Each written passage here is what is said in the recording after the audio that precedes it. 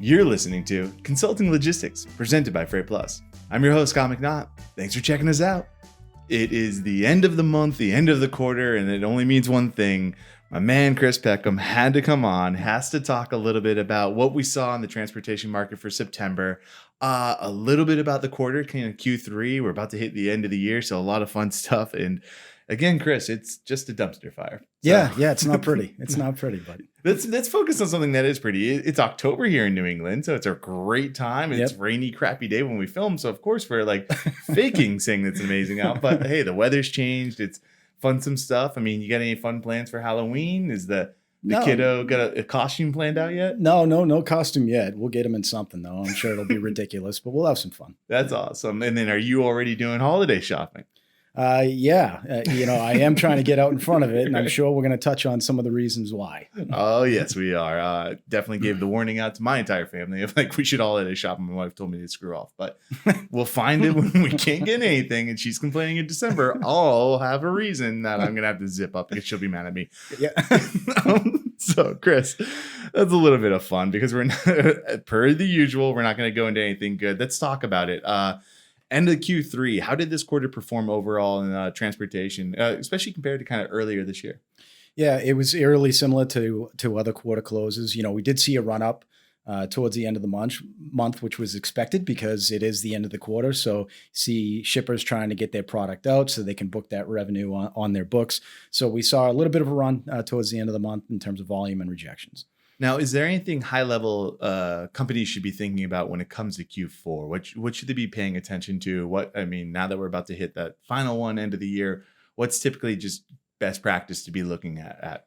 Yeah, it's tough to establish a best practice right now in this environment, but our guidance would be your focus should be capacity, right? I mean, the rates are just the rates at this point in time. So you're better off securing the capacity, making sure that your product's going to be on the shelf. So when consumer A and B, like me and you, are out shopping, it's going to be there. Your product will be there as part of the selection. So is the freight coming in just tied to consumer demand, or is there something else that's kind of securing capacity is such a high priority for everyone? Yeah, that's a great question. And I think we answer it two ways. One is definitely consumer demand, right? Consumer demand is up and it's continued and projected to be up throughout the holiday season.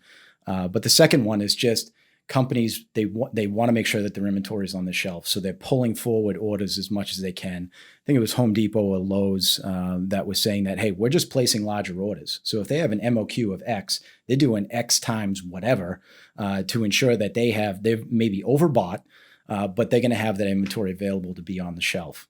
Yeah, it's interesting. Let's go ahead and transition a little into the month of September itself. What did we see in the month of September for the transportation market report? Yeah, month of September. So in the dry van space, like what we talked about, we saw a little bit of run up because it was the end of quarter. So for reefer products, and one thing to think about too is everybody thinks about refrigerated equipment being used in the summer months to keep products cool, right? Refrigerated product is also used in the winter months to keep it from freezing. So some folks who aren't as close to it may say, oh, good, there should be a capacity relief in Q4. That's not going to be the case. In fact, we anticipate that capacity is going to remain tight and rates are going to remain elevated all the way through Q4. Speaking of rates, what did we see in September? Where did the costs go way up? Did we just kind of stay at the normal? What exactly do we see cost wise? Yeah, in a cost per mile basis, it was definitely up a little bit month on month, but it's been significantly elevated. We're operating around all-time highs right now. Yeah, Truckload's definitely a fun mode. I mean, just the usual stuff, and I know everything trickles back to it. So it's always one of those interesting things that like watching it. But let's transition a little bit over into less than Truckload. How did less than Truckload perform in the month of September? Yeah, it's the same old story. Carriers are struggling in terms of labor, in terms of equipment availability. They're seeing their equipment being held longer at the receiving facilities. So it's just causing all these companies to get out of cycle. So it's been a really, really challenging environment with no real light at the end of the tunnel. If there is a light, it's probably a freight train coming at us. So. Wonderful. Yeah.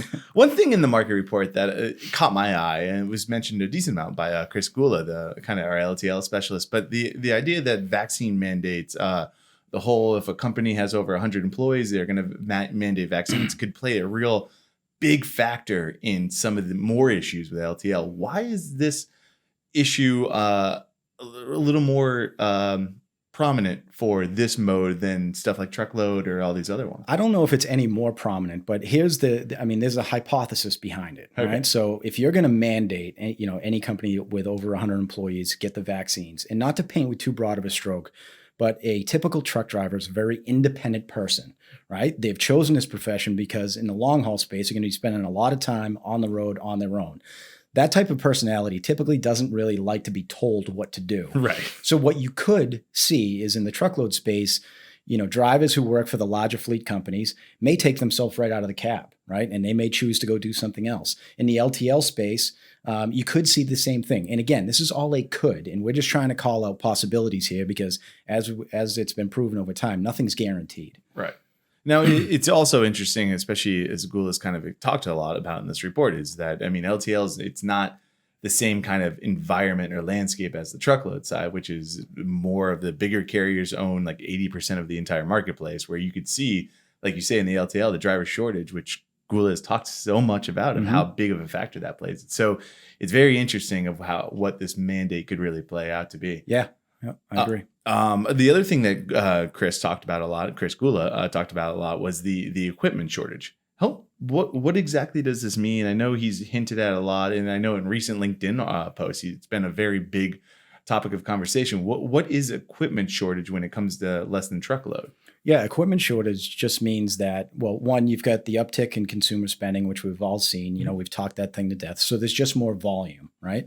Now, in the truckload space, because the truckload volumes are so significant, all of that volume product that used to move on a full truckload is getting pushed down into the LTL environment. So it's not just organic growth, it's just more volume that's being pushed into the LTL space.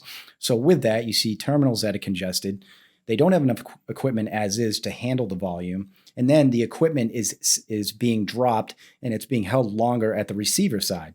So that's what I was saying before. It's just things are getting out of cycle, right? So it doesn't allow for a fluid operation. Right. Companies are ordering more, not because they're ready to get the stuff. It's more or less they're preparing to make sure that they can stock shelves, knowing that they've seen what they've been doing. So that's how these things are being held on to, and they're not just by things. We mean containers are being held on to much longer than normal. Yeah, the trailers are being held on longer because there may not be space in the warehouse, and they may just not have the labor in the warehouse to unload them because of COVID restrictions, people not being able to attract people to come back to the workforce. So even like when Gula talks about, well, some orders haven't been fulfilled, orders that were placed in Q1, Q2 haven't been fulfilled.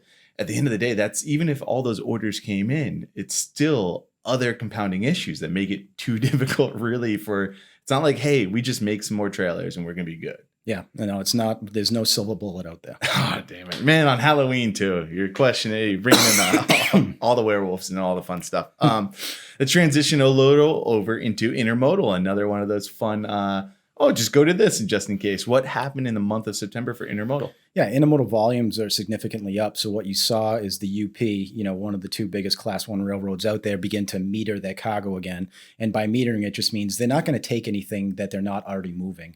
And even if you have, even if you're already working with the UP, if you exceed what your projected forecast is going to be, they're going to slap you with surcharges, or they're just going to flat out tell you we can't move it. So the residual impact is now shippers that would typically want to move that via intermodal to, say, Chicago or Memphis or Dallas, that spills over into the truckload space. Right? So that just adds more volume into an already constrained environment. And then all that volume stuff that we talked about that may have moved in the truckload space pushes into the LTL space. Right. So it's just one big domino effect. Wonderful. It's like that meme where you have the giant domino going to the small one. Oh, man, that's so much fun. You did do a call out in the market report, which, again, everyone should go review. It's in freightplus.io/sept-market-report. Free to download. All you do is put in your email. It's a monthly thing that Chris does an amazing job gathering all the data. Definitely something to check out. But in that market report, you do a call out to especially the domino effect, but you say like, hey, if you're in the West Coast ports, you might want to think of over the road trucking.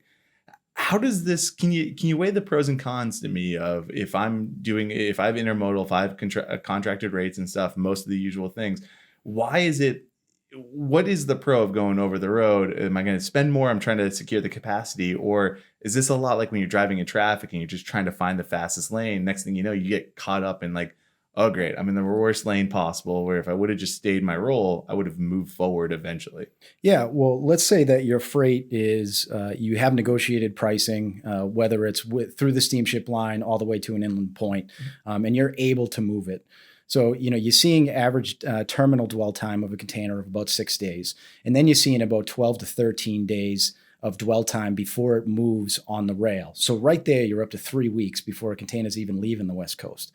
So from a timing standpoint, even though capacity is extremely scarce, it probably behooves you to look at the over-the-road option versus waiting for intermodal. I mean, hope is not really a strategy, right? So you can hope all we want that it's going to move, but chances are it may not. And now that we're in October, we're in the holiday season, you may not want to take any chances. All right, Chris, we're going to do it. Hit me with it. What happened in the month of September for ocean? Yeah, ocean freight. So what we're seeing now is the vessels at anchor outside of LA and Long Beach has moved north of 70, which is truly unprecedented times. But it's not just LA and Long Beach that's struggling. There's vessels anchored outside Oakland, Seattle, Tacoma, New York, New Jersey, Savannah, Charleston, a couple in Houston. It's literally everywhere. So not a real pretty picture. Now, what we did see from a pricing standpoint is right at the very end of September, you'll notice a drop on the Asia to West Coast pricing. On average, the spots were about 19,000, and all of a sudden the following week they dropped to 17,000. Now, some people saw that and said, "Oh, wow, this looks good, right?" It doesn't look good. And here's why. Well, here's what I think is happening. Right. So we have Golden Week in China that's happening right now. And what I think is that at the last minute, there's a little bit of capacity available, but the payment terms are so far in the carrier's favor that some shippers were just like, listen, I don't want to do that. So in years past, the terms were always 30 days upon delivery to the bill of lading destination, right? So say that bill of lading destination is Memphis, container arrives, the receiver has 30 days to pay the carrier, okay? Right. Now what we're seeing is that some carriers are saying, okay, yes, the payment terms are now at the time of vessel departure, right? So from a cash flow standpoint, does it make that much sense to go out and pay $17,000, $18,000, $19,000, $20,000 now for product that you may not get for 60 days, right? So why not just wait a week? So what I think was happening is that space was being auctioned off at a lower rate because the payment terms are so unfavorable. Wow. Is that how long this payment terms only last for kind of a week? Like how is it's a little all over the place, and I'm pinging my contacts because I think what you're going to see, it's going to vary by carrier and by customer. So I think with some of the bigger carriers, bigger shippers, they've got payment terms that are probably eerily similar to what they're used to. For some of the smaller shippers, they may be demanding payment up front. We saw that with air freight when we worked on that big project. In order to secure charter capacity, there was some prepayment terms that happened. So you had to pay for the charter in full just to secure that space. So it's a little bit all over the map, and I think it has to do with the carriers and the shippers. Wonderful. I guess let's try to focus on some of the more macro stuff that's happening. And in particular, I know you called out the rolling blackouts in China. What exactly is this? Help kind of give me a very basic breakdown. What's happening there? Why is this playing a factor in the supply chain? Yeah. So there are rolling blackouts right now in China. So the Chinese government has agreed to hit some pretty aggressive environmental emissions targets. And so China, like a lot of countries, is not just a China issue. They operate on coal, which is some of the dirtiest fuel that's out there. Mm-hmm. There's also a trade issue between China and Australia on the price of coal. So China is trying to rely on the coal that they produce domestically. So a whole bunch of different things compounding this. So what they're doing is they have to meter the amount of energy some of these factories are using. So there's just rolling blackouts, which means that if you don't have electricity, you don't have power, you can't run production lines. You can't run production lines, you can't produce the product. So everybody's kind of sitting there waiting for the power to come back on so they can restart up the lines. Now, all this does is kind of just kicks the can down the street. In one hand, it's good because you'll have less volume coming out, right? But we are in Golden Week anyway, so it's going to be a slow week this week in terms of production. But those orders are still coming, right? They're still coming. So at some point, all this volume is going to need to move. people are not going to be canceling orders once they're on a production line. Yeah, I like it. You made that call out. You're like, hey, just because it's Golden Week, just because you're going to see a little reprieve, doesn't mean our issues are solved. This is something that you're just kicking the can down. And like you kept saying, I mean, you've talked about it for month over month over month. It's months of uninterrupted, no disruption, back. We're like right now, we're just not built to handle this amount of demand. And unless that changes and when we have no disruptions for the entire time that changes, we're going to keep experiencing these types of things well into 2022. Yeah, no doubt about it. Like you said, I think it's like 6-8 months of no issues, no interruptions. But even if we were to have that starting now, just to remind everybody, you have the ILA and the ILWU contracts. Oh, yeah. Expiring July 1st of next year. And I guarantee you that is not going to be a smooth exercise. Wonderful. Yeah. Oh, I can't wait. One thing and this is me just reading into and looking at some of the rates and stuff. I noticed that the rates from China to North Europe are lighter, or are at least much lower than what it is to the West Coast. It's a relative comment, but yeah. Spot rate. There's so many other things in there, but seeing sort of what it is from North Europe to East Coast. If I'm an East Coast kind of company, or if I have product, like we talk about a 60-day wait and stuff of like, how do you get your stuff from the West Coast over to here? Is there an option to be going from China to North Europe to East Coast to kind of maybe find your product sooner? Or am I just completely oblivious to how this all breaks down? So 2 parts to that question. The first part about the rates. So you are correct. The Asia to North Europe spot rates right now are below the Asia to West Coast rates. The reason for that is simple supply and demand. So when you look at all the imbalances that we have, this is really a North American problem, right? So North American demand is up in double digits. the European growth is in the low to mid single digits, which is a very traditional year-on-year growth, right? So the supply is all being redirected to support the demand that's in North America. As for the second part, carriers today don't operate in what we call a vessel string, where they would leave, say, Yantian in China, call Rotterdam, and then from Rotterdam go to New York, and then from New York head south. They don't operate that way. So when you see a carrier in a vessel string, it'll operate from Yantian, say, call a bunch of ports in North Europe, get reloaded in Rotterdam, and then head back, and they'll stay in that, quote, vessel string. Now, I guess theoretically, you could ship your product from China, have it discharge at a port in Europe. But from a bill of lading standpoint, there's all sorts of legal hurdles I think you'd have to get through. And keep in mind, you've got a 30-day transit from, in normal times, 30-day transit from Southeast Asia, China, going to main base ports in Europe. You've got, call it 11, 12 days across the pond, but then you've got all the dwell time in between. So you would probably have to ship somewhere in Europe to a bill of lading destination, have them create a new bill of lading for a new shipment, which would ultimately go on a different carrier. So it's just a lot of moving parts. Theoretically, it could be done, though. But it's just so complex. It's just not even. I don't think you save anything. Right. All you did was create much more of a headache, many more moving parts. Very interesting. So moving on, let's talk a little bit about small package. Very, very interesting thing came out, especially when we keep talking about kicking the can and finding the different domino effects. What happened in the month of September for small package? Yeah, the big news was FedEx came out with their GRI. They announced a 5.9% on average increase to the base rates. And that's the first time that they've, since I think 2013, since they've deviated from the typical 4.9%. Now that 1% may not sound like a lot, but when you start to claw away at that 5.9%, it's not 5.9% for all shippers. You really have to have a good understanding of your own shipment profile. They're going after the lighter packages, right? And that speaks directly to, the online purchasing that we all do.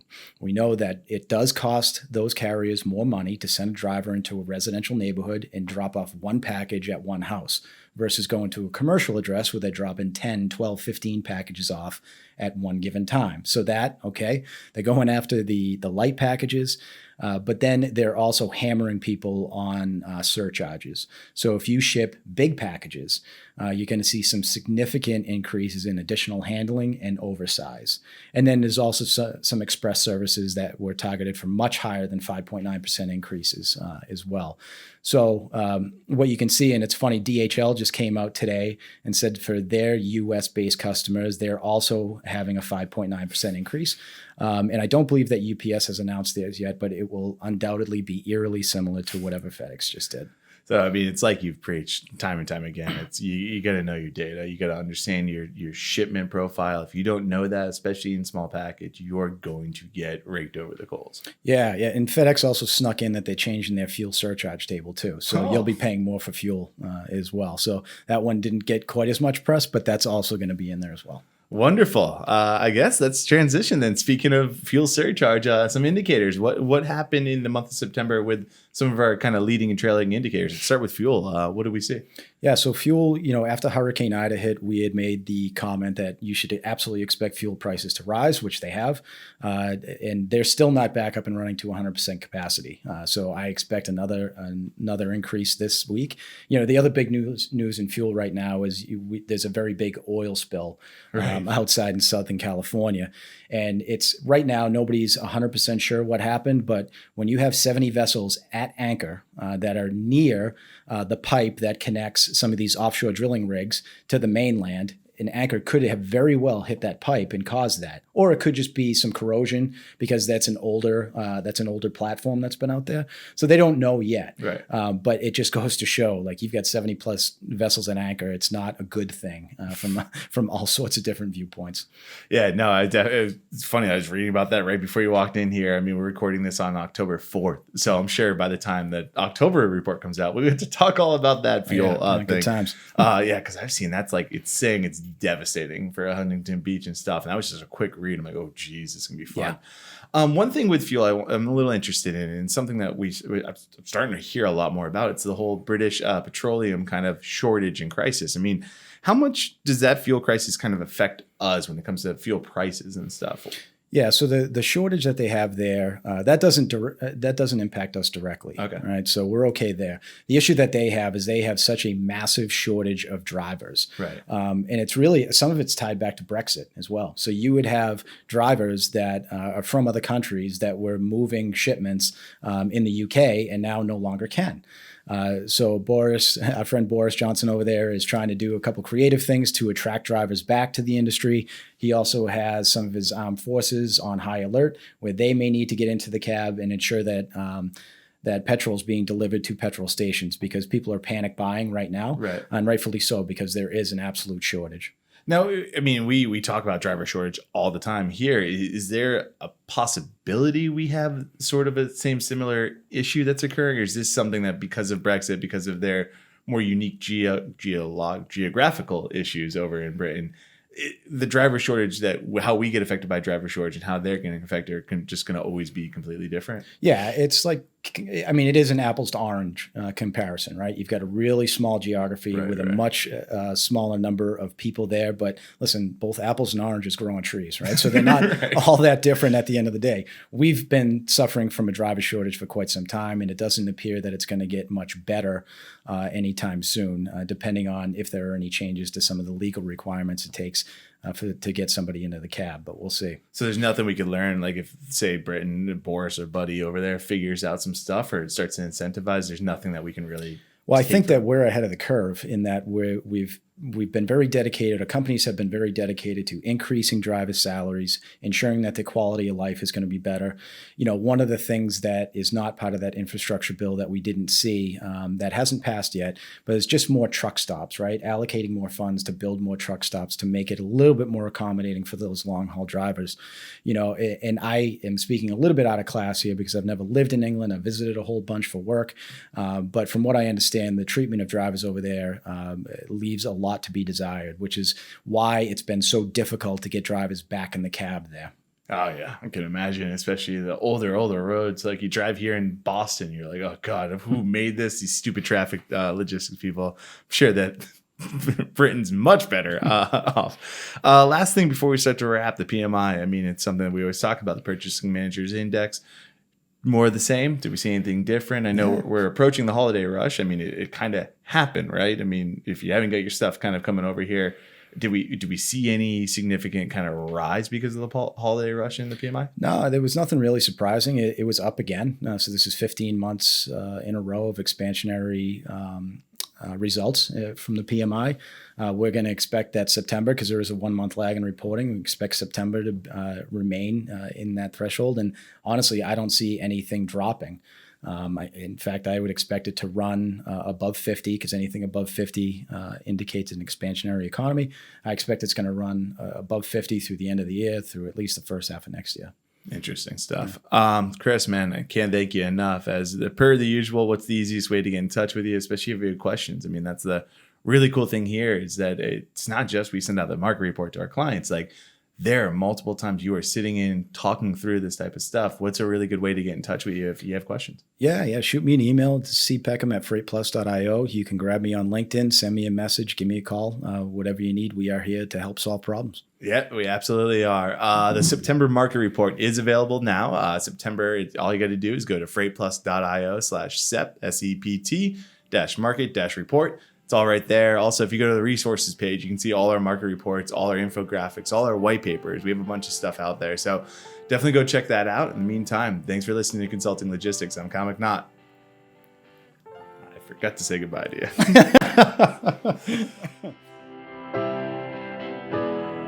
And that's our show. Again, if you're interested in the market report, visit freightplus.io to download the September market report. In the meantime, like and subscribe to our channel. Thanks for watching Consulting Logistics. I'm Comic Knot. Rock and roll.